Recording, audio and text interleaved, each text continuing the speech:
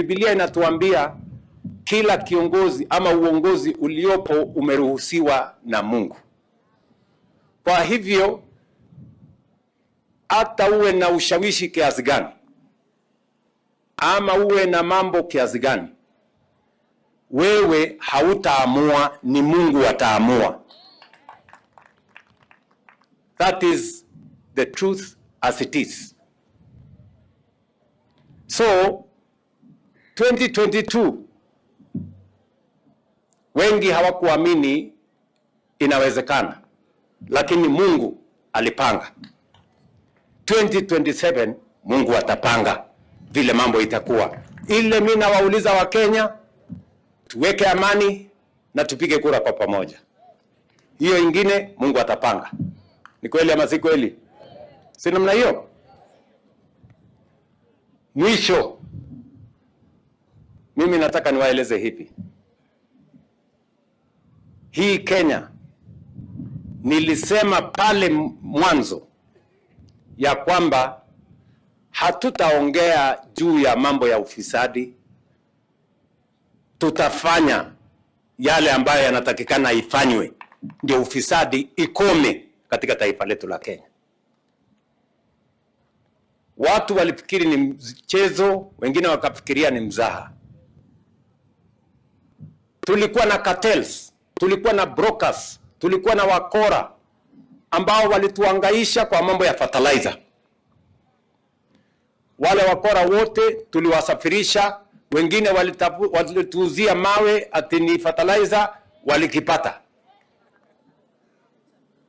Tukawa na cartels wa mambo ya sukari, watu wa jeuri. Hawa cartels wa sukari tuliwasafirisha, tuliwakomesha. Leo sukari, sekta ya sukari iko sawa. Tukawa na cartels ya mambo ya kahawa. Hawa cartels ya kahawa tulishughulika na wao. Leo wakulima wa kahawa wanalipwa 120, 130, 140 shillings, ile walikuwa wanalipwa shilingi 50, kwa sababu cartels tumewakomesha.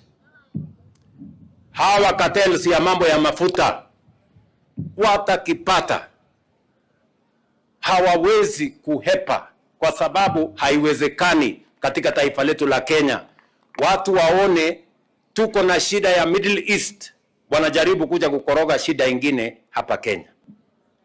So I must say for the record, this is the administration that is going to deal firmly, decisively and conclusively with all cartels.